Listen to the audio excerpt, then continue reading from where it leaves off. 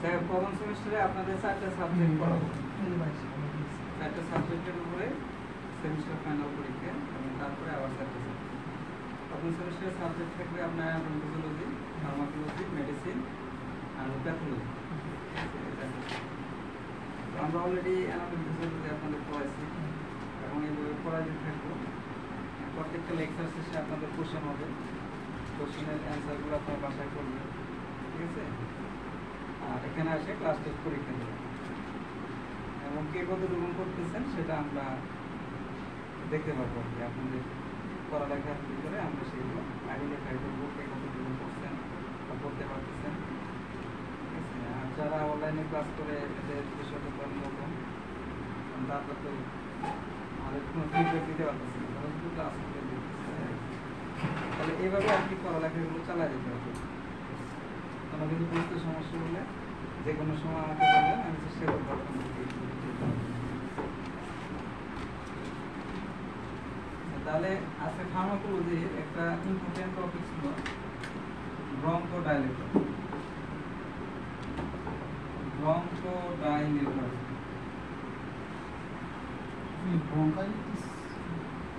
Bronchodilator হ্যাঁ, bronchus থেকে bronchodilator নামটা আসছে।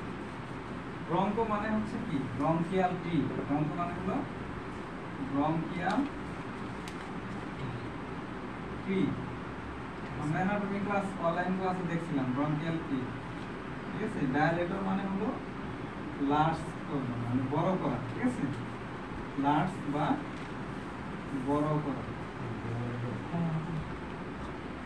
তাহলে ব্রঙ্কিয়াল টিটাকে বড় করার জন্য যে ড্রাগগুলো ইউজ করা হয় এটাই হচ্ছে ব্রঙ্কোডাইলেটর, ঠিক আছে? মেডিকেলের ভাষায়, মেডিকেল জগতে এটাকে ব্রঙ্কোডাইলেটর বলে। ব্রঙ্কিয়াল টি। ব্রঙ্কিয়াল টি কি? ব্রঙ্কিয়াল টি মানে হলো শ্বাসনালী, ঠিক আছে? আমরা জানি শ্বাসনালীর দুইটা অংশ থাকে, একটা হলো আপার রেসপিরেটরি ট্র্যাক্ট আর একটা হলো লোয়ার রেসপিরেটরি ট্র্যাক্ট, ঠিক আছে? তো ব্রঙ্কিয়াল টিটা শুরু হয় কোথা থেকে? ট্রাকিয়া থেকে। ট্রাকিয়া থেকে এটা ডিভাইডেড হয়ে যায় প্রিন্সিপাল ব্রঙ্কাসে, তারপরে এটা ডিভাইডেড হয়ে যায় সেকেন্ডারি ব্রঙ্কাসে, তারপরে এখান থেকে ডিভাইডেড হয়ে যায় আপনার টারশিয়ারি ব্রঙ্কাস, তারপরে এটা ডিভাইডেড হয়ে যায় টার্মিনাল ব্রঙ্কাস, তারপরে হলো প্রিটার্মিনাল ব্রঙ্কাস, তারপরে হচ্ছে অ্যালভিওলার ডাক্ট, রেসপিরেটরি ব্রঙ্কাস, তারপরে হচ্ছে অ্যালভিওলার ডাক্ট, তারপরে হচ্ছে অ্যালভিওলার সেক, অ্যালভিওলাস। অ্যালভিওলাস থেকে অক্সিজেনেশন দিয়ে অ্যাবজর্ব হয়। তাহলে এই যে আমাদের এই যে ট্রাকিয়া, এটা দৈর্ঘ্য হলো 18 সেন্টিমিটার, এটার নাম কি? ট্রাকিয়া। তারপরে হচ্ছে এই যে অংশটা, এটা হলো প্রিন্সিপাল ব্রঙ্কাস। Principal bronchus. তারপরে এই যে অংশটা আমরা দেখতেছি, এটার নাম হলো সেকেন্ডারি ব্রঙ্কাস।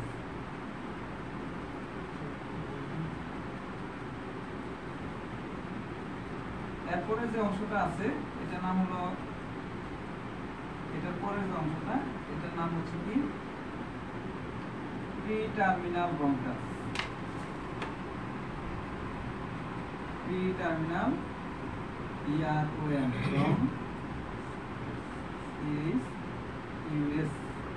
ব্রঙ্কাস। তারপরে এই যে অংশটা আমরা দেখতে পাচ্ছি এটার নাম হলো terminal bronchiole. Terminal bronchiole, CHIOL। তারপরে আছে হলো আপনার টার্মিনাল ব্রঙ্কিওলের পরে এটা চলে গেল যে এগুলো যেটা শুরু হচ্ছে এগুলো হচ্ছে রেসপিরেটরি ব্রঙ্কিওল। Respiratory bronchiole. তারপরে আছে হলো অ্যালভিওলার ডাক্ট। অ্যালভিওলার ডাক্ট, এটা হচ্ছে অ্যালভিওলাস। ঠিক আছে? তাহলে এই যে ব্রঙ্কিয়াল ট্রি, এখান থেকে শুরু করে এই অ্যালভিওলাস পর্যন্ত এই যে শাখা প্রশাখা যে নালীগুলো দেখতেছি এটাই হচ্ছে ব্রঙ্কিয়াল ট্রি, ঠিক আছে? তাহলে এই ব্রঙ্কিয়াল ট্রিটাকে ডায়ালেশন করার জন্য যে ড্রাগগুলো ইউজ করা হয় এটাই হচ্ছে ব্রঙ্কোডাইলেটর, ঠিক আছে? এই ব্রঙ্কিয়াল কি হয়ে যায়, আমাদের কিছু কন্ডিশন আছে, মেডিকেল কন্ডিশন, অর্থাৎ কিছু রোগ আছে, এই রোগগুলোতে কি হয়ে যায়, এই ব্রঙ্কিয়াল টিটা দুইটা কন্ডিশন হয়, মানে ডিজিজে হলে দুইটা সমস্যা। একটা হলো ব্রঙ্কোপাজম, BRONCHO, ব্রঙ্কোপাজম, আরেকটা হচ্ছে ব্রঙ্কোস্পাজম আর ব্রঙ্কোকনস্ট্রিকশন। ঠিক আছে, এখানে দুইটা জিনিস বলা হয়েছে। ঠিক আছে, মেডিকেল কন্ডিশন যেমন আমরা বলি অ্যাজমা, ASTHMA, অ্যাজমা এবং COPD। অ্যাজমা এবং COPD হলে মানে হাঁপানি এবং COPD হলো কমন অবস্থা, কি পালমোনারি ডিজিজ। ঠিক আছে, এই দুইটা রোগ হলে কি হয়, এই শ্বাসনালীটার এই দুইটা কন্ডিশন হয়, একটা হলো ব্রঙ্কোস্পাজম হয় আর ব্রঙ্কোকনস্ট্রিকশন হয়। ব্রঙ্কোস্পাজম মানে হলো শ্বাসনালীটা সংকুচিত হয়ে যাবে। ঠিক আছে, ঠিক আছে, এই যে শ্বাসনালীটা, এই শ্বাসনালীটা লেয়ারে যদি আমরা দেখি, ঠিক আছে,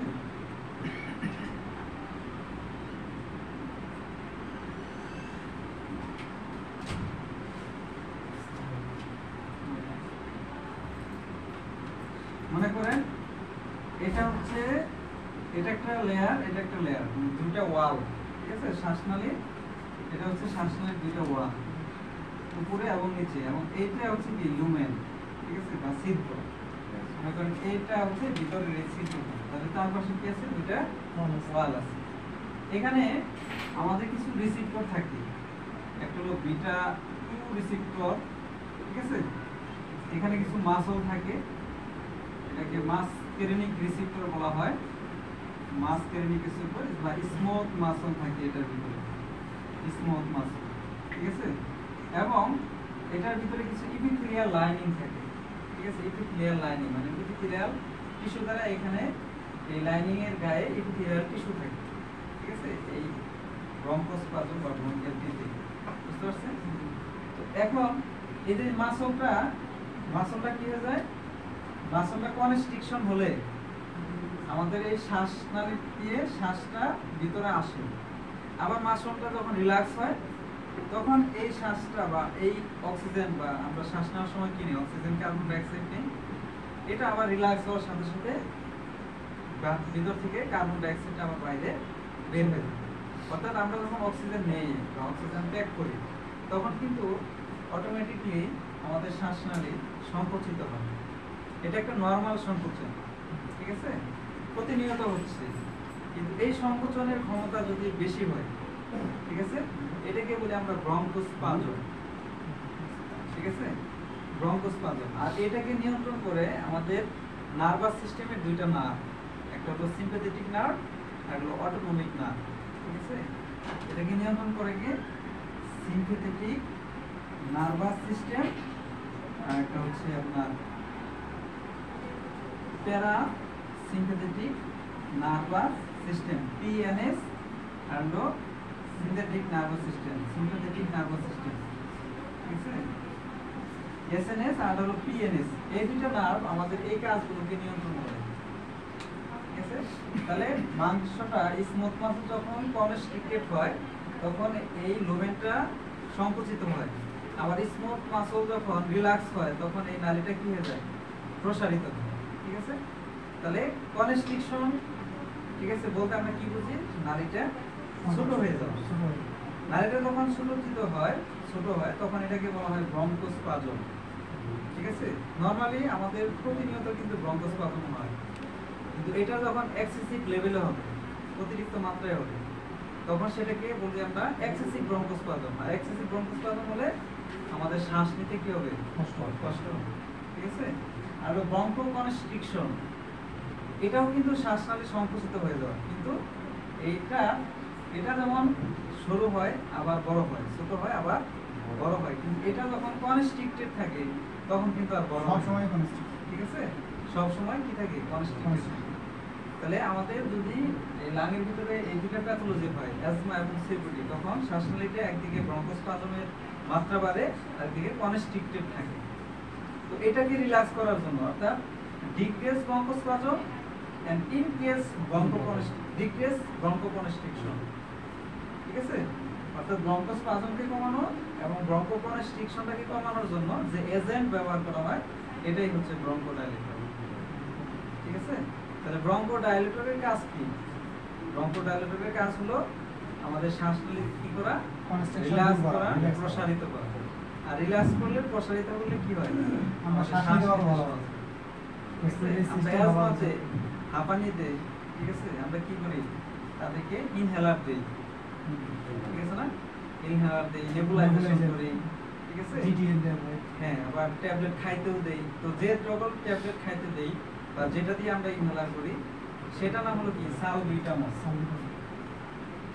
সালবিউটামল। এই সালবিউটামলটা হচ্ছে ব্রঙ্কোডাইলেটরের একটা ড্রাগের নাম, ঠিক আছে? ব্রঙ্কোডাইলেটরের একটা ড্রাগের নাম হলো সালবিউটামল। এটা দেওয়ার সাথে সাথে কি হয়ে যায়, শ্বাসনালীটা প্রসারিত হয়ে যায়, শ্বাস নেওয়াটা এবং বের করাটা তখন সহজ হয়ে যায়, ঠিক আছে? তাহলে ব্রঙ্কিয়াল টিকে যে ডাইলেটর করে বা যে বড় করে এটাকে বলা হয় ব্রঙ্কোডাইলেটর। আর এই ব্রঙ্কোডাইলেটরের অনেকগুলো এজেন্ট আছে, ঠিক আছে? এর মধ্যে কিছু রিসেপ্টরের কাজ করে থাকে, কিছু ড্রাগ আছে, এগুলো আমরা পড়বো। তাহলে ব্রঙ্কোডাইলেটর কাকে বলে? তাহলে যে সকল ড্রাগ আমাদের এই ব্রঙ্কিয়াল টিটাকে কি করে, ডাইলেটর করে বা ডাইলেটেশন করে, এটাকে বলা হয় ব্রঙ্কোডাইলেটর। মনে থাকবে? তাহলে ব্রঙ্কিয়াল টি কোথা থেকে শুরু হয়, ট্রাকিয়া থেকে শুরু হয়, ঠিক আছে? ট্রাকিয়ার পরে হলো প্রিন্সিপাল ব্রঙ্কাস, তারপরে হলো সেকেন্ডারি ব্রঙ্কাস, তারপরে হচ্ছে প্রি টার্মিনাল ব্রঙ্কাস, তারপর হচ্ছে টার্মিনাল ব্রঙ্কাস, এটার পরে হচ্ছে রেসপিরেটরি ব্রঙ্কিউল, ঠিক আছে? তারপরে হচ্ছে অ্যালভিওলার ডাক্ট, তারপরে হলো অ্যালভিওলাস, ঠিক আছে? এখান থেকে নিয়ে এই পর্যন্ত যে টার্মটা আমরা দেখতেছি এটাকে একত্রে বলা হচ্ছে হলো ব্রঙ্কিয়াল টি, ঠিক আছে? অর্থাৎ শ্বাসনালী, হ্যাঁ, শাখা প্রশাখা। পিএনএস মানে হলো প্যারাসিম্প্যাথেটিক নার্ভাস সিস্টেম, ঠিক আছে? Parasympathetic nervous system. আর সিম্প্যাথেটিক নার্ভাস সিস্টেম মানে হলো আমাদের ব্রেনের দুইটা অটোনমিক নার্ভাস সিস্টেম আছে, অটোমেটিকলি এরা কাজ করে থাকে। এবং একটা নার্ভ কি করে, আমাদের এখানে ব্রঙ্কোস্পাজম করে, আবার আরেকটা নার্ভ এসে এই ব্রঙ্কোস্পাজমটাকে ছাড়ায়।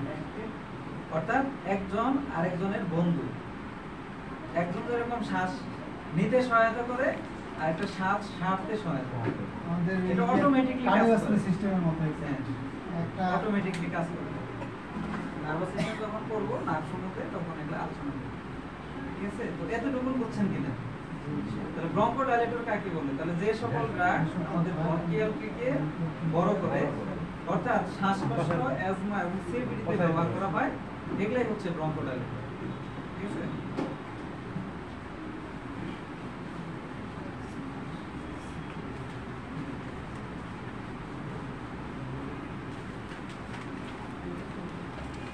সালবিউটামল তো সিরাপও পাওয়া যায় না বাচ্চাদের জন্য? সিরাপ সালবিউটামল আছে, লিভোসালবিউটামল আছে। হ্যাঁ,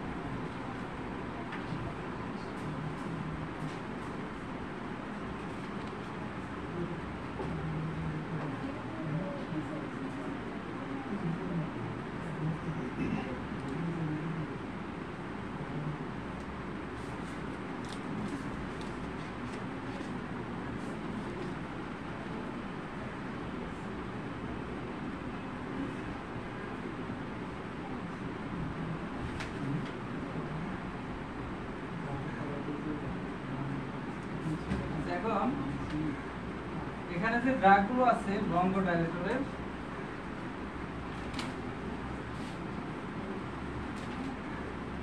ক্লাসিফিকেশন ব্রঙ্কোডাইলেটর, এটা যদি ক্লাসিফিকেশন আমরা দেখি তাহলে যে ড্রাগগুলো আছে একটা হলো বিটা 2 অ্যান্টাগনিস্ট,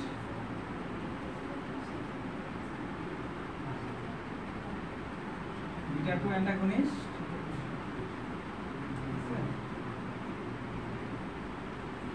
তারপরে আছে হচ্ছে beta 2 antagonist,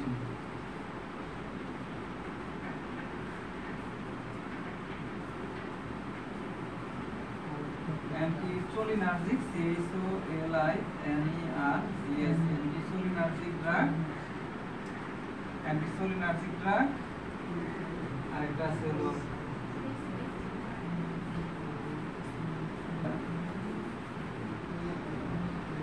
xanthine derivatives,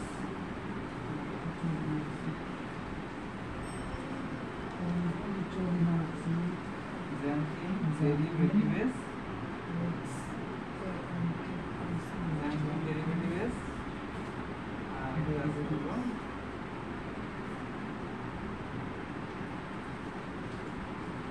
লিউকেট্রিন antagonist, লিউকেট্রিন antagonist. Beta 2 antagonist এর ভিতরে একটা আছে হলো শর্ট অ্যাক্টিং, লিউকেটাইন নাকি লিউকেট, লিউকেটিন অ্যান্টাগনিস্ট, লিউকেটিন LUKATIN, লিউকেটিন অ্যান্টাগনিস্ট। হ্যাঁ, leukotriene LEUKO, লিউকো TRINE, leukotriene antagonist. ঠিক আছে, এখন এগুলোর মধ্যে আছে হলো শর্ট অ্যাক্টিং, অর্থাৎ এটা 2 থেকে 4 ঘন্টা কাজ করে, যেমন আছে হলো সালবিউটামল, 3 থেকে 4 আওয়ার্স, সালবিউটামল, টারবিউটালিন, সালবিউটামল, টারবিউটালিন, সালমেটেরল,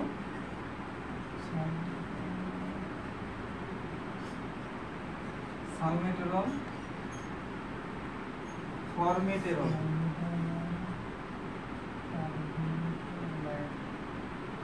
ফরমেটেরল। ঠিক আছে, আর লং অ্যাক্টিং এর মধ্যে আছে 6 থেকে 12 ঘন্টা কাজ করে থাকে। এর মধ্যে আছে হলো অ্যাড্রিনালিন,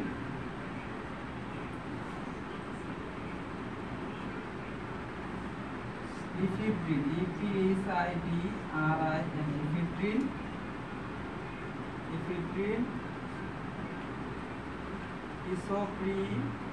ইসোপ্রো, ইফিপ্রিন, অ্যাড্রিনালিন, অ্যাড্রিনালিন।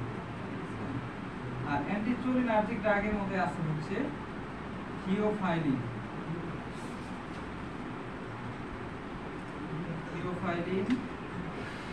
অ্যামাইনোফাইলিন, আর একটা আছে হলো ক্যাফেইন, ডক্সিফাইলিন, আর xanthine derivatives এর মধ্যে আছে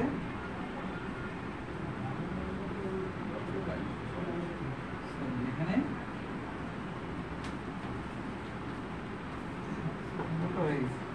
ইপ্রাপ্রোপিয়াম ব্রোমাইড,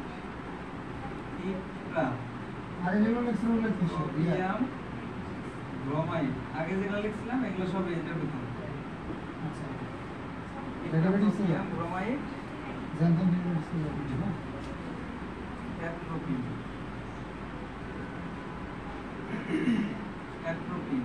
AIN, এটা হলো theophylline, THEOPHY, theophylline, aminophylline, doxofylline. আর লিউকেটিন অ্যান্টাগনিস্ট মন্টিনোকাস্ট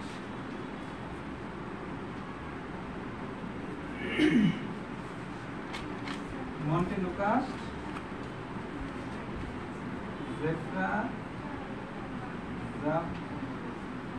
জাফরানোকাস্ট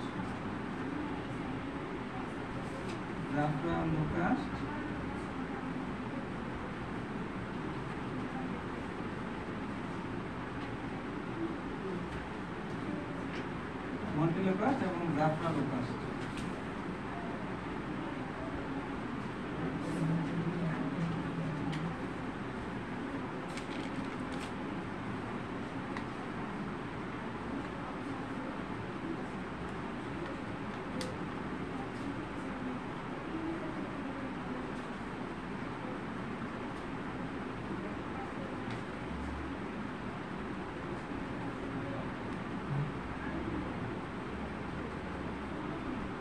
ইপ্রাটিয়াম ব্রোমাইড আর অ্যাট্রোপাইন নাকি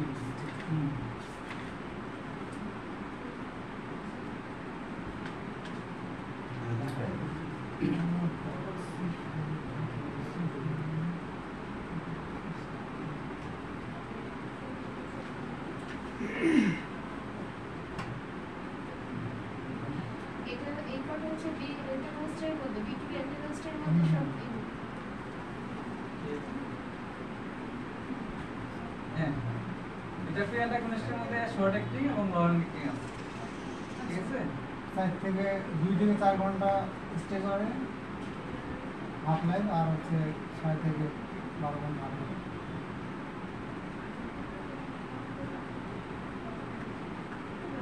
That's not-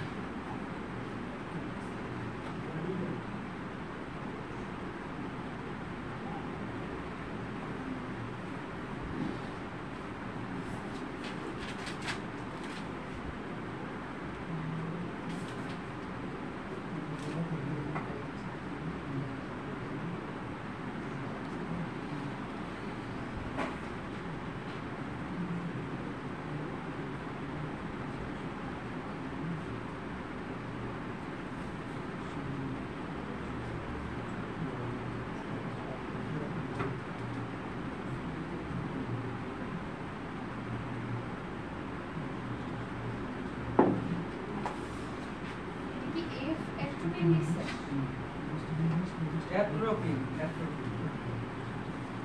অ্যাট্রোপি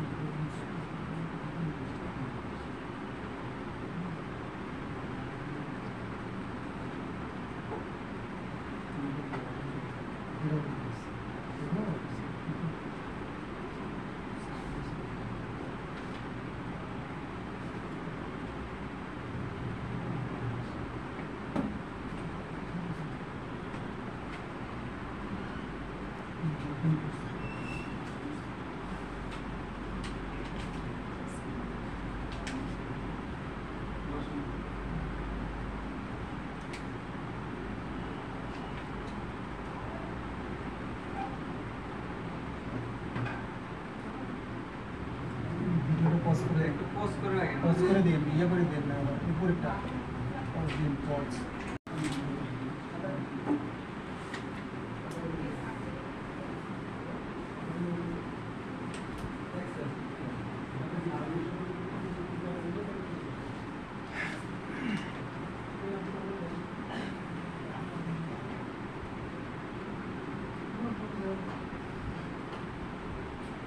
আচ্ছা এগুলো লিখছেন তাহলে ব্রঙ্কোডাইলেটরে আমাদের চারটা কি দেখলাম একটা হলো বিটা টু অ্যাটাকুস ঠিক আছে এটা কোথা থেকে আমাদের যে ব্রঙ্কিয়াল টির যে লাইনিং ইপিথেলিয়াম আছে অর্থাৎ ব্রঙ্কিয়াল টির চারপাশে যে আপনার লাইনিং থাকে এই লাইনিং রিসেপ্টরে থাকে হলো বিটা টু অ্যান্টাগনিস্ট রিসেপ্টর ঠিক আছে বিটা টু অ্যান্টাগনিস্ট রিসেপ্টর এই রিসেপ্টরের সাথে বাইন্ড করা হলো সালবিটামল টার্বিটালেট সালমেট্রোল ফরমেটল আর লং অ্যাক্টিং এর মধ্যে আছে ইফিড্রিন আর হলো অ্যাড্রিনাল ঠিক আছে তো এদের যে মেকানিজম অ্যাকশন সেটা হচ্ছে কি ব্রঙ্কো ডাইলেশন করা এন্ড ব্রঙ্কোস্পাজমকে কি করা ডিক্রিজ করা ঠিক আছে ঠিক অনুরূপভাবে এই যে অ্যান্টিচুলিনার যে ড্রাগগুলো আছে ইপ্রাটোপিয়াম ব্রোমাইড, এটাও কিন্তু ওই সেম কাজ করে। ইপ্রাটোপিয়াম ব্রোমাইড যেটা আছে এটা কিন্তু ওরালি পাওয়া যায় না, এটা ইনহেলার হিসেবে ব্যবহার করা হয়, ঠিক আছে। এবং সালবিটামল প্লাস টারবিটোলাইন দুইটা মিক্স করে নেবুলাইজেশন করা হয়। যেমন উইন্ডাল প্লাস নামে এই উইন্ডাল আর শুধুমাত্র এই সালবিটামলটা এটা সিরাপ পাওয়া যায়, ইনহেলার পাওয়া যায়, ট্যাবলেট পাওয়া যায় এবং এটা নেবুলাইজেশন সলিউশনও পাওয়া যায়, ঠিক আছে। এটার সাথে বাইন্ড করে আবার আরেকটা ওষুধ মিক্স করে কাজ করে, গুডিকট নামে পাওয়া যায়, ঠিক আছে। তো এখন এই যে উইন্ডাল প্লাস এবং উইন্ডাল হলো শুধু সালবিটামল, আর উইন্ডাল প্লাস এখানে ইপ্রাটোপিয়াম ব্রোমাইড কি আছে অ্যাড করা আছে। দুইটা অ্যাড করে কখন দেওয়া হয়, যদি রোগীর শ্বাসকষ্ট অনেক বেশি থাকে, ঠিক আছে, তখন কিন্তু একটা লিকুইড ওষুধে পর্যায়ে আর কাজ করে না, তখন কম্বাইন ড্রাগ ইউজ করতে হবে, ঠিক আছে। তখন এই উইন্ডাল প্লাস নেবুলাইজেশন করা হয়। কি করে দিবেন? জি। আচ্ছা, তারপরে এখানে আসলে জ্যানথিন ডেরিভেটিভস যেমন থিওফাইলিন, অ্যামাইনোফাইলিন, ডক্সিফাইলিন, ঠিক আছে। থিওফাইলিন, অ্যামাইনোফাইলিন এবং ডক্সিফাইলিনের ব্যবহার অনেক বেশি আমরা দেখছি, বিশেষ করে সিওপিডি রোগীদের বেশি দেওয়া হয়, ডক্সিফাইলিনটা বেশি ইউজ হয় এই করতে। সিওপিডি রোগীদের, ঠিক আছে। মানে হলো যাদের ক্রনিক অবস্ট্রাকটিভ পালমোনারি ডিজিজ আছে তাদেরকে একাধারে 2 থেকে 3 মাস এবং কোনো পেশেন্টের ক্ষেত্রে এটা চলবে কন্টিনিউয়াসলি। এই ওষুধটাও কিন্তু কি করে আমাদের ব্রঙ্কোস্পাজমকে রিলিজ করে এবং ব্রঙ্কো ডাইলেশন করে বিভিন্ন মেকানিজমের মাধ্যমে। মনে করেন এটা বিটা টু অ্যান্টাগনিস্টের সাথে বাইন্ড করে কাজ করে, এটা অ্যান্টিকোলিনার্জিক অর্থাৎ কোলিনার্জিক যে রিসেপ্টর এটার সাথে বাইন্ড করে কাজ করে। জ্যানথিন ডেরিভেটিভস, জ্যানথিন রিলিজ হয় আমাদের এই মাসকারিনিক রিসেপ্টর থেকে, এখানের সাথে এই জ্যানথিনের সাথে বাইন্ড করে এটা কাজ করে থাকে। তারপর আসলে লিউকোট্রাইন রিসেপ্টর, এই লিউকোট্রাইন এটা একটা এনজাইম, এটা কিন্তু আমাদের এই ব্রঙ্কিয়াল যখন কনস্ট্রিকশন হয় তখন কিন্তু এটা রিলিজ হয়, অর্থাৎ এটা রিলিজ কি করে ইনহিবিট করে কি করে ব্রঙ্কোস্পাজম এন্ড ব্রঙ্কোকনস্ট্রিকশনটাকে প্রিভেন্ট করে, ঠিক আছে। তাহলে দেখতেছি আমাদের 4 ধরনের ড্রাগই মানে যে কাজগুলো করে থাকে সেটা হলো bronchospasm and bronchoconstriction, decrease bronchospasm আর হলো ডিক্রিজ ব্রঙ্কোকনস্ট্রিকশন, ঠিক আছে। তাহলে ব্রঙ্কোস্পাজম ডিক্রিজ করে, ব্রঙ্কোকনস্ট্রিকশন কি করে ডিক্রিজ করে। তো এগুলোর মধ্যে আমরা সবচেয়ে বেশি ব্যবহার করি হলো কি salbutamol, ipratropium bromide, aminophylline, doxofylline, montelukast. এই যে মন্টেলুকাস, এগুলো আমরা বেশি ব্যবহার করে থাকি, বুঝতে পারছেন? এই এনজাইমটা সিক্রেশন হওয়ার কারণেই কাশি হয় নাকি? হ্যাঁ। আচ্ছা স্যার, মন্টেলুকাস্ট গ্রুপের ওষুধ নাকি মানে কারণ সবচেয়ে সেফ ড্রাগ ব্রঙ্কাসের জন্য? ড্রাগ না, এটা হচ্ছে আমাদের ব্রঙ্কিয়াল যে কনস্ট্রিকশন হয়, ব্রঙ্কোস্পাজম হয়, এটাকে সে প্রিভেন্ট করে, ঠিক আছে। প্রিভেন্ট করে বিধায় এটা আমরা দীর্ঘদিন ইউজ করতে বলি, ঠিক আছে। যেমন অনেক রোগী আছে তাদের নিয়ন্ত্রণটা নিজের কাছে থাকে না, বিশেষ করে খাবার দাবারের যে নিয়ন্ত্রণগুলো, তারপরে ঠান্ডা না লাগানো, ঠিক আছে। অনেকেই তো এরকম মেইনটেইন করে চলতে পারে না। তো এবং যে সিওপিডি বা এই অ্যাজমা যেটা আছে এটা কিন্তু এটা একটা কন্ট্রোল ডিজিজ, কারণ ডায়াবেটিস, হাইপারটেনশন ওষুধ খেয়ে যেভাবে নিয়ন্ত্রণ করতে হয়, তারপরে খাওয়া দাওয়ার মাধ্যমে বিভিন্ন নিয়ম কানুন মেইনটেইন করে ঠিক অ্যাজমাটাও কিন্তু নিয়ন্ত্রণে রাখতে হয়। তো যদি নিয়ন্ত্রণে না রাখতে পারেন তাহলে এখান থেকে আরো কমপ্লিকেশন বাড়ে। তো ওইটা নিয়ন্ত্রণ রাখার জন্য আমরা ওই মন্টেলুকাসটা ব্যবহার করে থাকি, ঠিক আছে। সেফ ড্রাগ, কিন্তু এটা আরেকটা জিনিস তৈরি করতে পারে, সেটা হলো হেপাটোটক্সিটি তৈরি করতে পারে, লিভারে টক্সিসিটি বাড়ায় দিতে পারে, ঠিক আছে। এটা ম্যাক্সিমাম ড্রাগে কিন্তু আমরা এটা দেই, সেটা হলো রিকুয়ারেন্ট, মানে হলো পরবর্তীতে সে যেন অ্যাজমা এটাকে না পায়। অনেক রোগী আছে যে কন্টিনিউয়াসলি সে 2 দিন ভালো থাকে, আবার তৃতীয়তম দিনে যে সে অ্যাটাক করছে। তো এই মন্টেলুকাস যে খাবে তার কিন্তু এই ঘন ঘন অ্যাটাক হবে, ঠিক আছে। ঘন ঘন অ্যাটাকটাকে শুরু করবে, প্রিভেন্ট করবে। যদি কোনো একটা সময় তার শ্বাসকষ্ট রিল্যাক্স হয়ে যায়, ঠিক আছে, তখন কিন্তু সে সালবিটামল ব্যবহার করা বা ইনহেলার ব্যবহার করা এগুলো বাদ দিয়ে দেয়। কিন্তু ওই সময় যদি সেই ওষুধটা খায় তাহলে এই ওষুধগুলো তার নাম দিলেও চলবে, ঠিক আছে। যেমন তার কোনো সমস্যা নেই, কিন্তু ওই ওষুধটাও সে খাচ্ছে না। হঠাৎ করে একটা সময় যে কিন্তু সে অ্যাজমাতে অ্যাটাক করতে পারে, ঠিক আছে। তাহলে হঠাৎ করে অ্যাজমাতে অ্যাটাক হওয়া আর ওইটাকে যদি প্রিভেন্ট করা যায় তাহলে কোনটা ভালো? যেটা প্রিভেন্ট করা যাবে সেটাই ভালো। তাহলে এই জন্য আমরা মন্টিলোকাসটা দিই, অর্থাৎ এটা কি করবে, দীর্ঘদিন পর্যন্ত আমাদের অ্যাজমাটাকে রিল্যাক্স করবে। কারণ এটা অনেক এই ডাক্তার অ্যাজমার অনেকগুলো ক্রাইটেরিয়া আছে, ঠিক আছে? আপনার অনেকে দেখা যায় যে এক্সারসাইজের সময় অ্যাজমা ডেভেলপ করে, আবার অনেকে অকুপেশনাল অ্যাজমা আছে, বিশেষ করে কলকারখানায় কাজ করলে সেখান থেকে অ্যাজমা ডেভেলপ করে। আবার কেমিক্যাল থেকেও হয়, ঠিক আছে? আবার মনে করেন ড্রাগ ইনডিউস অ্যাজমা, বিশেষ করে অ্যানালজেসিক জাতীয় যে ড্রাগগুলো আছে এগুলো খেলে কিন্তু অ্যাজমা বাড়ে, ঠিক আছে? ব্যথানাশক যে ওষুধগুলো, এই ওষুধগুলো খেলে কিন্তু অ্যাজমা বেড়ে যায়, আমাদের মাস্টার স্টেবিলাইজারে এগুলো কাজ করে দেয়। তো সেক্ষেত্রে আপনার হচ্ছে যেটা বলতেছিলাম, তখন কিন্তু আপনার এই মন্টিলোকাসটা দেওয়া হয়ে থাকে, অর্থাৎ ওই জিনিসগুলোকে সে প্রিভেন্ট করে। অর্থাৎ আপনি দৌড়াচ্ছেন বা এক্সারসাইজ করছেন, এই সময় আপনার অ্যাজমা বাড়বে না, ঠিক আছে? আবার অকুপেশনাল বা পেশাগত কোনো কাজ করতেছেন, সেখানে ডাস্ট ম্যাটেরিয়াল থেকে হচ্ছে বা অ্যালার্জির কারণে হচ্ছে, সেগুলো থেকে কিন্তু আপনি বেঁচে থাকতে পারতেছেন। অর্থাৎ হঠাৎ করে আপনার শরীরে অ্যাজমাটা কি করতেছে না। অ্যাজমা কিন্তু এটা হঠাৎ করেই কিন্তু মানুষকে মৃত্যুর পথে নিয়ে যেতে পারে, ঠিক আছে? যদি সঠিক সময়ে সঠিক চিকিৎসাটা যদি আপনি না দিতে পারেন, তাহলে আপনার ঘন্টাখানের মধ্যে তার মৃত্যু চলে আসতে পারে, ঠিক আছে? এবং অনেক রোগী আছে যে সকালবেলা সে নিজে নিজে কোনো কাজই করতে পারে না, ঠিক আছে? মানুষের সহায়তা নিয়ে তাকে কাজ করাইতে হয়, অনেকে আছে হসপিটালে ভর্তি করাইতে হয়। হসপিটালে নেওয়ার পরে বা তার ট্রিটমেন্ট চলার পরে 1 থেকে 2 ঘন্টা পরে বা দেখা যায় যে সে আবার পুরোপুরি সুস্থ হয়ে গেছে, এখন সুস্থ মানুষের মতো সে রাস্তা দিয়ে হাঁটতেছে, খেলাধুলা করতেছে, ঠিক আছে? কিন্তু যখন সে অ্যাজমা অ্যাটাক হয়েছিল তখন কিন্তু তার প্রাণ যায় যায় অবস্থা, এরকম অবস্থা ছিল। অক্সিজেন সরবরাহ বন্ধ হলে সবকিছুই হ্যাঁ, এই জন্য এটাকে প্রিভেন্ট করতে হবে, প্রতিরোধটা গড়ে তুলতে হবে। তাহলে প্রতিরোধ গড়ে তোলার জন্য আমাদের কিছু জিনিস আছে, অ্যাজমা যেখান থেকে হয়, যে জায়গাগুলো থেকে হয়, যে কারণে হয়, সেগুলোকে আইডেন্টিফাই করা এবং সেগুলোকে প্রিভেন্ট করা, তার সাথে ওষুধ খাওয়া, বুঝতে পারছেন?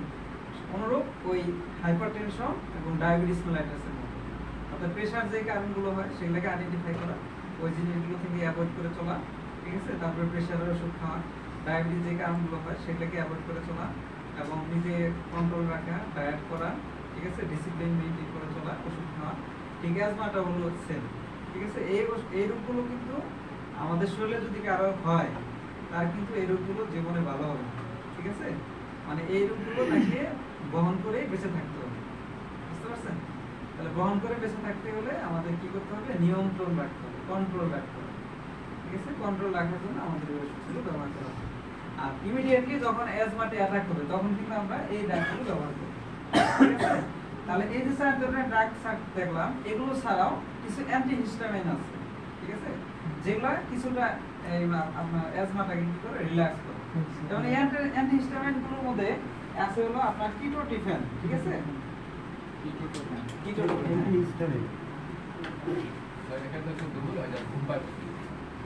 আদার্স ড্রাগসের মধ্যে আপনি লিখে রাখতে পারেন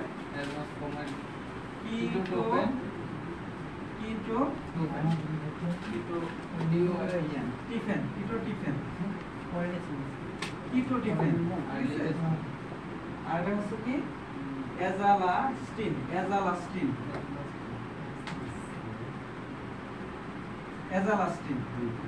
ঠিক আছে? আরো যে অ্যান্টিবায়োটিক গুলো আছে যেমন কিটোটিনিন ছাড়া, যেমন ডেজলোরাটিডিন, লোরাটিডিন, ফেক্সোফেনাডিন, ঠিক আছে? রোপাটিডিন, তারপরে সিট্রিজিন, ওগুলা কিন্তু অ্যান্টি অ্যাজমাটিক ড্রাগ হিসেবে কিন্তু ব্যবহার করা হয় না, ঠিক আছে?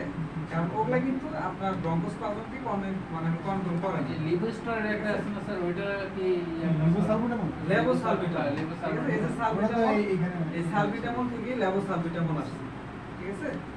অর্থাৎ এই লেভোসালবিটামলে ওখানে আরো কিছু কেমিক্যাল অ্যাড করা আছে, সালবিটামলের সাথে লেভোসালবিটামল আছে। অনেকে দেখা যায় যে সালবিটামলটা ভালো কাজ করে না, ঠিক আছে? তখন কিন্তু তার সাথে কি করা হয়, লেভোসালবিটামলটা অ্যাড করে দেওয়া হয়। তাহলে লেভোসালবিটামল এন্ড সালবিটামল সবই কিন্তু বিটা 2 অ্যান্টাগনিস্টের ড্রাগ, ঠিক আছে? ওটা কিন্তু অ্যান্টিহিস্টামাইন না, এটা হচ্ছে কি ব্রঙ্কোডাইলেটরের একটা ড্রাগ, ঠিক আছে?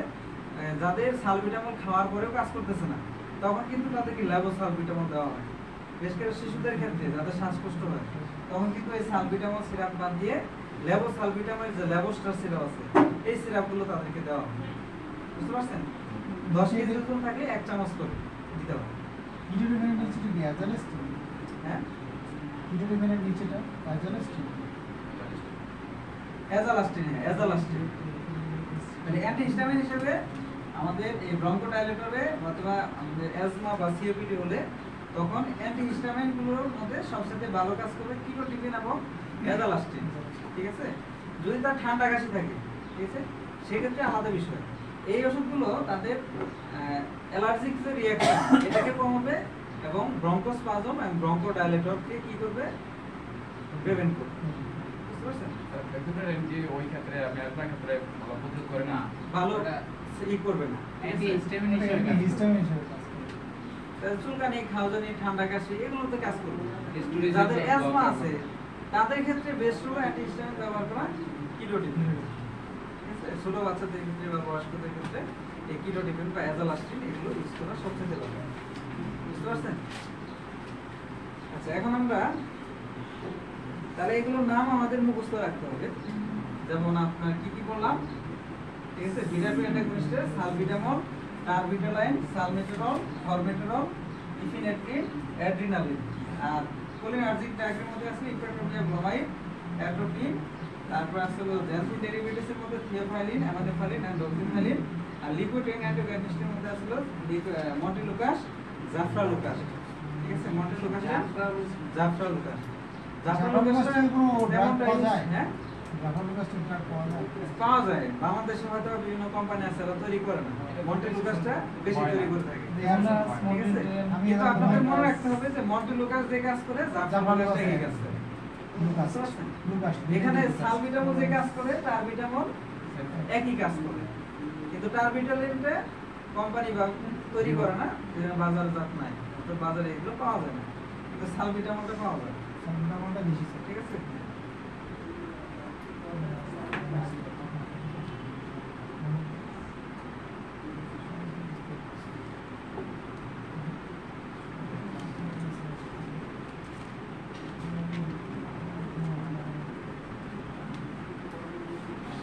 এই যে বিটা-2 অ্যান্টাগনিস্ট আছে এগুলো যদি আমরা ব্যবহার করি তাহলে রোগীর কিছু সাইড এফেক্ট দেখা দিতে পারে, ঠিক আছে। এই ওষুধগুলো যদি আমরা ব্যবহার করি তাহলে রোগীর কিছু সাইড এফেক্ট দেখা দেয়, ঠিক আছে। এই সাইড এফেক্টগুলোর মধ্যে আপনার আছে হলো ট্যাকিকার্ডিয়া, ঠিক আছে। ট্যাকিকার্ডিয়া, ট্যাকিকার্ডিয়া মানে কি, তার হার্ট রেট বেড়ে যাবে, ঠিক আছে। হার্ট রেট কত, নরমালি 60 থেকে 90 বার প্রত্যেকটা মানুষের। তাহলে ট্যাকিকার্ডিয়া হলে কি হবে, তার হার্ট রেটটা বেড়ে যাবে, তো 60 থেকে 90 বার যে হার্ট রেট থাকে এটা বেড়ে যাবে, ঠিক আছে। 2 নম্বরে হচ্ছে কি ইনসামনিয়া। ইনসামনিয়া মানে হলো তার রাতে ঘুম হবে না, অর্থাৎ ঘুমের পরিমাণটা কমে যাবে, ঠিক আছে। এই সবগুলো খেলে আপনার ঘুমের পরিমাণটা কমে যাবে। আরেকটা হচ্ছে আপনার অ্যানজাইনা পেক্টোরিস, ঠিক আছে। এগুলো খেলে আপনার হালকা হালকা একটু বুকে একটু ব্যথা হতে পারে, অ্যানজাইনা পেক্টোরিস, অ্যানজাইনা পেক্টোরিস, ঠিক আছে। এগুলো খেলে একটু বুকে ব্যথা হতে পারে।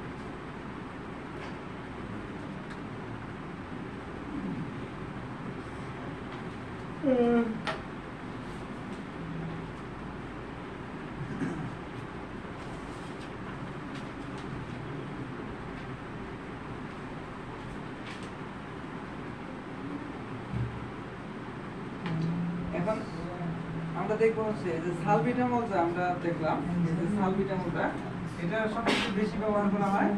তাহলে এই সালবিটামলের ইন্ডিকেশন এবং এই সালবিটামলের মেকানিজম অ্যাকশন এবং সালবিটামল ব্যবহার এবং ডোজ সম্বন্ধে আমরা একটু আলোচনা করব, ঠিক আছে।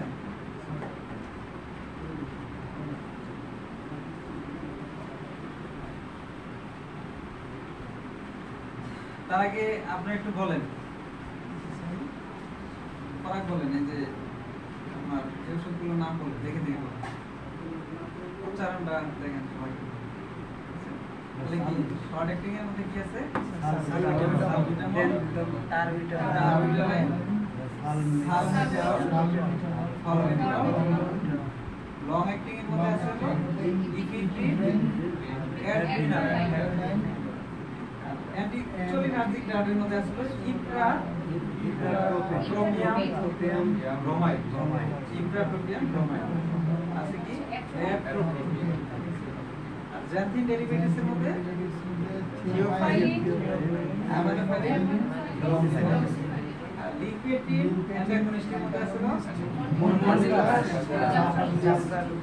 তাহলে এখন আমরা এই যে ব্রঙ্কোডাইলেটর আছে সবচেয়ে বেশি ইউজ করা হয় সালবিটামল। ঠিক আছে, এটা আমরা ব্যবহারটা এবং এটার ইন্ডিকেশন মেকানিজম অ্যাকশন একটু আমরা দেখব।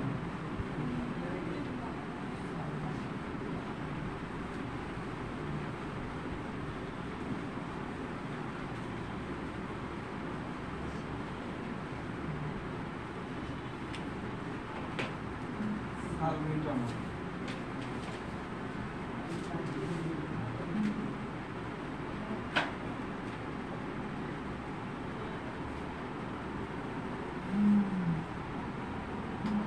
তাহলে সালবিটামল হচ্ছে বিটা 2 অ্যাডিনোসিন রিসেপ্টরের একটা ড্রাগ আর the first line drug act as a physiological antagonist antispasmodic mediator have the return and bronchial hyperreactivity. ঠিক আছে, তাহলে সালবিটামলটা হচ্ছে ব্রঙ্কোডাইলেটরের বিটা 2 অ্যান্টাগনিস্টের একটা ড্রাগ এবং এটা হচ্ছে আপনার ফার্স্ট লাইন একটা ড্রাগ, অর্থাৎ সর্বপ্রথম এই ড্রাগটাই ব্যবহার করতে হয়। ঠিক আছে, আচ্ছা ব্রঙ্কোডাইলেটর মেকানিজম অ্যাকশন যদি আমরা দেখি এই সালবিটামলটা কিভাবে কাজ করে, তাহলে সালবিটামলটা আমাদের যেভাবে কাজ করে থাকে সেটা হলো বিটা 2 যে রিসেপ্টর আছে এই রিসেপ্টরকে কি করে সে অ্যাক্টিভেট করে। ঠিক আছে, আমাদের রেসপিরেটরি সিস্টেমের যে ব্রঙ্কিয়াল টিতে আছে সেই ব্রঙ্কিয়াল টির মাঝখানে রিসেপ্টরে কি থাকে বিটা 2 রিসেপ্টর থাকে, এটা কি করে সে স্টিমুলেট করে। এটা স্টিমুলেটেড হলে কি হয় সেখান থেকে অ্যাড্রিনাইলেট সাইক্লেস একটা এনজাইম আছে, এটার নাম হলো কি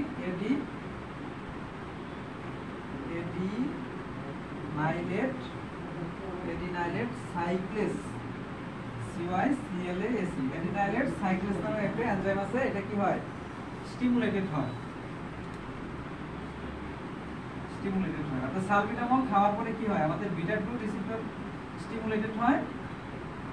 স্টিমুলেটেড বুঝছেন তো, স্টিমুলেটেড মানে হলো অনুপ্রাণিত করা, ঠিক আছে, উৎসাহিত করা, তাকে অ্যাক্টিভ করা, মানে সে ছিল কি নীরব ছিল, এই ওষুধটা খাওয়ার পরে সে কি হয়ে যায় অ্যাক্টিভ হয়, অর্থাৎ সেই বডিতে কাজ করতে শুরু করে। তাহলে বিটা 2 রিসেপ্টর যখন অ্যাক্টিভ হয় তখন বিটা 2 রিসেপ্টর থেকে কি তৈরি হয় অ্যাডিনাইলেট সাইক্লেস নামক একটা এনজাইম রিলিজ হয়। এই এনজাইমটা কি করে, সেই এনজাইমটা আমাদের ইন্টারসেলুলার ক্যালসিয়ামকে আমাদের রিডাকশন করে। ইন্টারসেলুলার ক্যালসিয়াম করে রিডিউস রিডিউস মানে কি কমানো।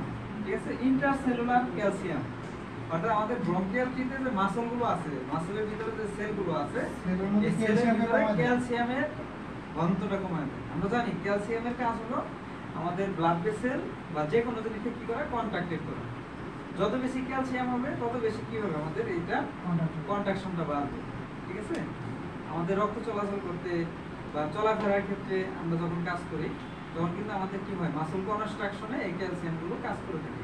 বেশি বেশি ক্যালসিয়াম ইনটেক হয় যার কারণে আমরা মাসল কন্ট্রাকশনটা বেশি হয়, মাসল পাওয়ারটা বাড়ে। ঠিক আছে, অনুরূপভাবে আমাদের শ্বাসনালীতে যে স্মুথ মাসলগুলো আছে এগুলোর মাসলের ভিতরে কি হয় ক্যালসিয়ামের প্রবেশকে সে রিডিউস করে দেয়। তাহলে ক্যালসিয়ামের প্রবেশকে যদি রিডিউস করে সে কিন্তু তখন কি হবে ব্রঙ্কোস্পাজমকে ডিক্রিজ করে দেবে। ঠিক আছে, ব্রঙ্কোকনস্ট্রিকশনকে কি করবে ডিক্রিজ করে দেবে।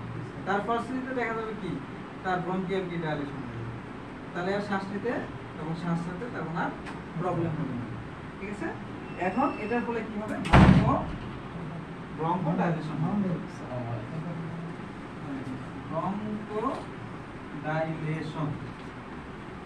ঠিক আছে, তাহলে বুঝতে পারছেন স্টিমুলেট বিটা 2 রিসেপ্টর অ্যান্টাগনিস্ট।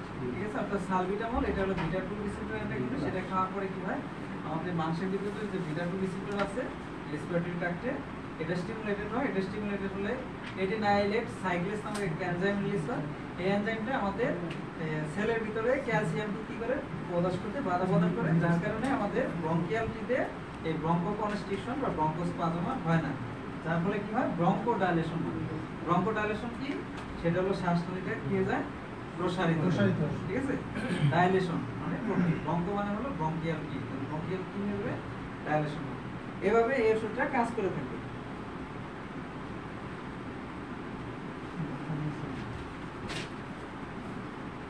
এবং সে কি করবে,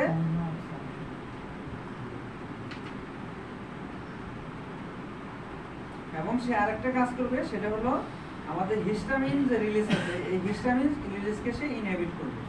হিস্টামিন রিলিজ ইনহিবিট করলেও আমাদের কি হয়, আমাদের এই ব্রঙ্কোকনস্ট্রিকশনটা কমে যায়, ঠিক আছে।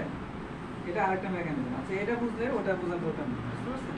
তাহলে একটা মেকানিজম আমরা দেখে নাও, তারপরে আমরা ডোজটা একটু দেখব। ডোজ, আচ্ছা তাহলে সালবিটামলের কাকে বলে, সালবিটামলের মেকানিজম অ্যাকশন দেখলাম। এখন আমরা দেখব হচ্ছে সালবিটামলের ইন্ডিকেশন।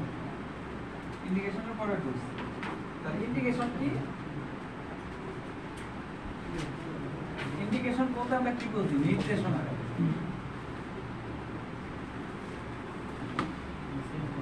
কি কি রোগের জন্য এটা ব্যবহার করা হয়?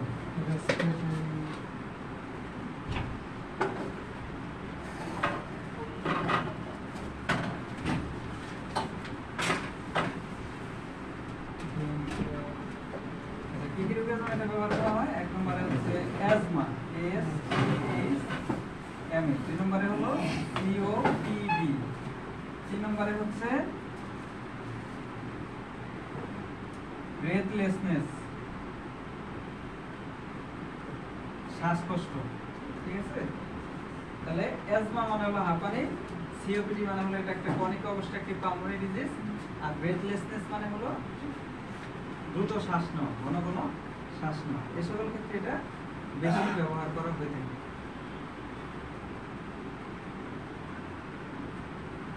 এবং এটা ডোজ, ডোজ মানে কি ব্যবহার, মানে ইনহেলারে আমরা যদি ইনহেলার হিসেবে দেই, ইনহেলার তো আমরা বুঝি, ইনহেলার মানে কি, যেটা নাক দিয়ে নেওয়া হয়, ঠিক আছে। ছোট একটা বোতলের ভিতর থেকে পাম্প করে কি করা হয়, মুখ দিয়ে শ্বাসনালীর ভিতরে প্রবেশ করানো হয়, ঠিক আছে। এটাকে বলা হয় ইনহেলার। এটা ডোজ হলো 1 থেকে 2 পাম্প, 1 থেকে 2 পাম্প, PUFF। 4 থেকে হ্যাঁ 8 আওয়ারলি, হ্যাঁ 2 পাম্প, PUFF পাম্প। পাম্প মানে হলো কি, পাম্প মানে হলো যে পাম্পটা আমরা করি 2 পাম্প, ঠিক আছে। একবার চাপ দিলে 1 পাম্প, দুইবার চাপ দিলে 1 পাম্পে এটার 100 মাইক্রোগ্রাম ওষুধ বের হয়। কত? 100 মাইক্রোগ্রাম, ঠিক আছে। আর যদি দুইবার দেই তাহলে কত? 200 মাইক্রোগ্রাম হবে, ঠিক আছে। একবার চাপ দিলে 100 মাইক্রোগ্রাম বের হবে, দুইবার চাপ দিলে 200। বুঝতে পারছেন? এটা এইভাবে দিতে হবে। ছোটদের জন্য 1 পাম্প, 4 থেকে 6 ঘন্টা এস্টিমেট। চিলড্রেনদের জন্য তাদের জন্য 1 পাম্পই যথেষ্ট, আর বয়স্কদের জন্য হলো 2 পাম্প, ঠিক আছে। আর ট্যাবলেটের ক্ষেত্রে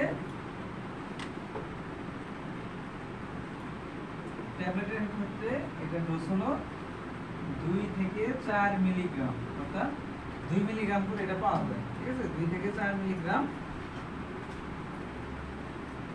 up to 4 Times daily. 4 Times মানে হলো দিনে 4 বার, ঠিক আছে।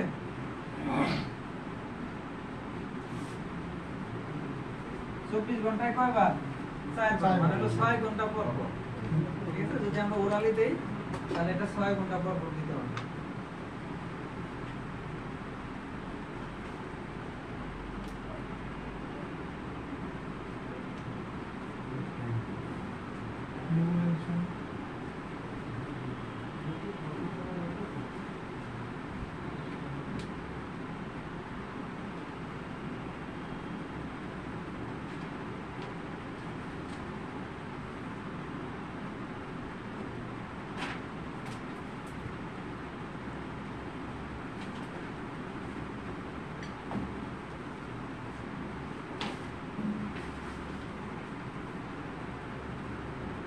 নেবুলাইজেশন আছে না?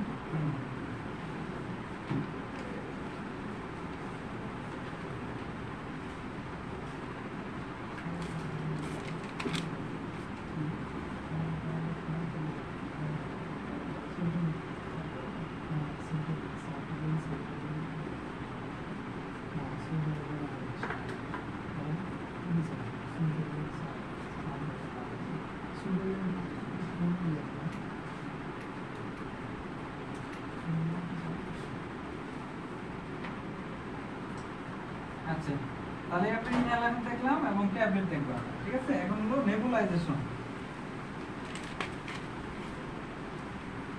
নেবুলাইজেশন নেবুলাইজেশনের ক্ষেত্রে চিলড্রেনদের জন্য,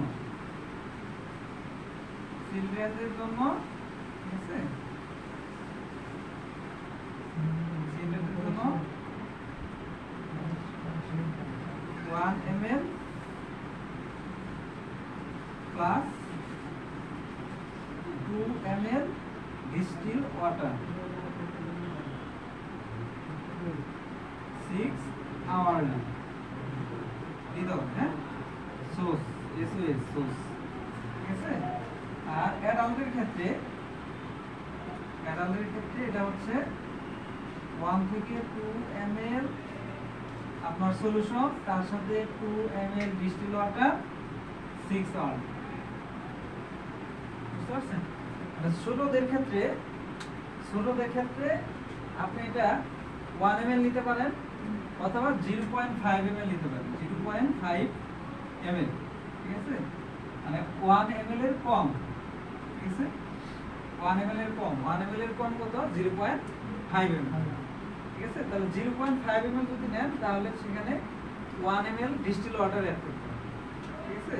আর যদি 1 ml নেন তাহলে 2 ml ডিস্টিল ওয়াটার অ্যাড করতে হবে। মানে আপনি যতটুকু সলিউশন নেবেন সলিউশন তার হাফ, তার ডবল পরিমাণ ডিস্টিল ওয়াটার নেবেন। সরি তার ডবল হচ্ছে ডিস্টিল ওয়াটার। আর ডবল পরিমাণ আপনি যদি 1 ml নেন তাহলে 2 ml 2 ml distil distil water, water, যদি হাফ ml নেয় তাহলে 1 ml ডিস্টিল ওয়াটার অ্যাড করতে হবে। এবং 6 ঘন্টা পর পর দিতে হবে, দিন 4 বার। 6 ঘন্টা পর পর দিতে হবে। যদি দেখা যায় শ্বাসকষ্ট কমে গেছে তাহলে আর দেওয়া দরকার নেই, যদি শ্বাসকষ্ট না কমে তাহলে আবার তাকে দিতে হবে। আর বয়স্কদের ক্ষেত্রে আপনি যতটুকু সলিউশন নেবেন ততটুকু ডিস্টিল ওয়াটার, এবং 1 ml সলিউশন নিলেন তাহলে 1 ml ডিস্টিল ওয়াটার, 2 ml নিলেন তাহলে 2 ml ডিস্টিল ওয়াটার, ঠিক আছে? সেম। তো প্র্যাকটিক্যাল করা যাবে।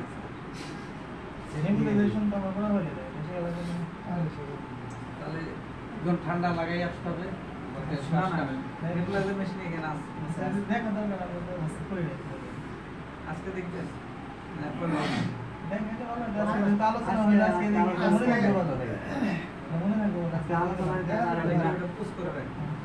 এই পুস্কার পজ করে ঠিক আছে, আপনার নর্মাল পানি দিয়ে ওয়াশ করে তারপরে এক্সেসরি দিয়ে পরিষ্কার করে আপনি হ্যান্ড গ্লাভসটা করবেন। করার পরে আপনার যেটা করতে হবে, এই নেবুলাইজারের মেশিনটা আপনার ইলেকট্রিক সুইচ সাথে অ্যাটাচ করতে হবে। করার পরে এটা হচ্ছে আমাদের মাউথ প্যাক। এখানে আপনার চেম্বার, এই যে এখানে যে ফাঁকা জায়গাটা আছে এখানে, ঠিক আছে, এই ফাঁকা জায়গাটার ভিতরে পানি আছে।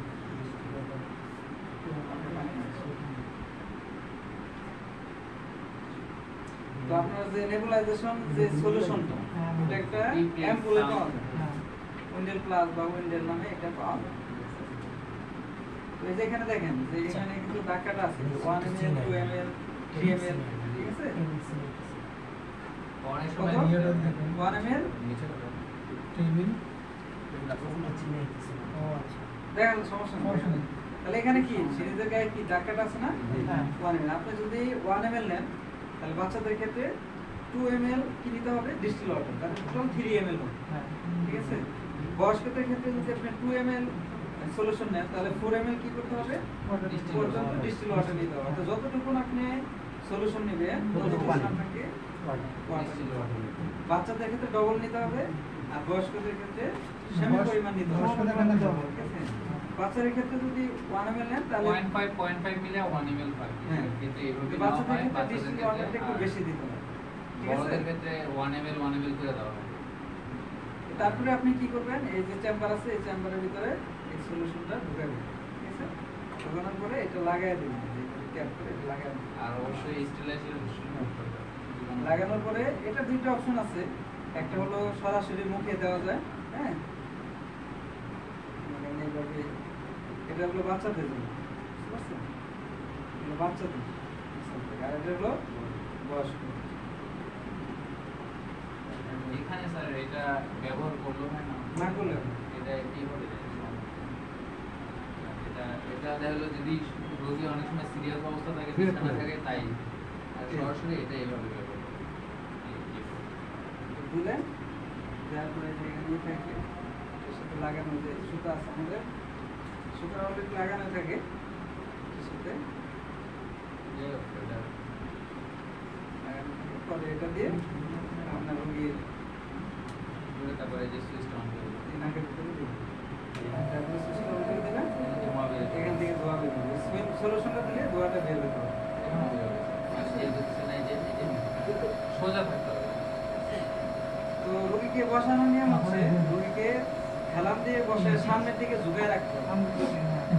আমাদের মতো মানে এরকম ভাবে হেলান দিয়ে রাখলে হবে না, রোগীকে সামনের দিকে ঝুঁকায় রাখতে হবে। তাহলে শ্বাসনালীতে সংকুচিত হবে এবং এটা রাস্তাটা রিল্যাক্স হবে। বুঝতে পারছেন? এভাবে কয় মিনিট রাখবো? তো যতক্ষণ পর্যন্ত মেডিসিন থাকে, শেষ যতক্ষণ পর্যন্ত এই ধোঁয়াটা বের হবে ততক্ষণ পর্যন্ত আর কি সে এটা নিবে। এখানে সলিউশন এটা যতক্ষণ এই ধোঁয়াটা বের হওয়া বন্ধ হয়ে যাবে তখন আর তার দেওয়া হবে না। এক কথা সোজা এটা। নাকি একটু এটা করাটা জরুরি বিষয় না, কিন্তু আপনি যে মেডিসিনটা দিচ্ছেন এটা কতটুকু দিচ্ছেন এটা জানাটা অনেক জরুরি।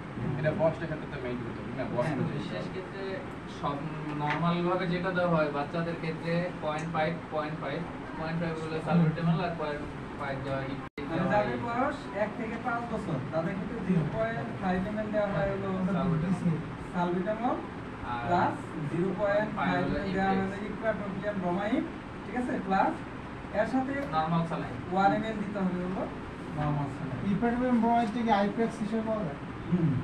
আইপিএস আর আপনি যদি এক একটা কোম্পানি উইন্টার প্লাস দেন, আইপ্যাক্স চলে বেশি। প্লাস একটা দিয়ে দিবে। তাহলে উইন্টার প্লাসে কিন্তু ওই দুইটাই পাওয়া যায়, মানে যে দুইটা দিলে না আলাদা আলাদা একটাই হয়। এটা আলাদা আলাদা কিন্তু না, ওই দুইটাই পাওয়া যায়। ক্লাসটা দুইটা একসাথে মিক্সচার করে তৈরি করা হয়েছে। হ্যাঁ। তো এটা 0.5 ml দিলে, এটা 0.5 ml দিলে, এটা দিতে হবে 1 ml। 1 ml আর এটা যদি আপনি পুরোটাই 1 ml দেন তাহলে কিন্তু দেখেন 1 ml পুরো হয়ে গেল, ঠিক আছে? তখন আপনি 2 ml ডিস্টিল ওয়াটার দিতে পারবেন। ছোট বাচ্চাদের ক্ষেত্রে ডিস্টিল ওয়াটারের পরিমাণটা একটু বেশি দিতে হবে, ঠিক আছে? আর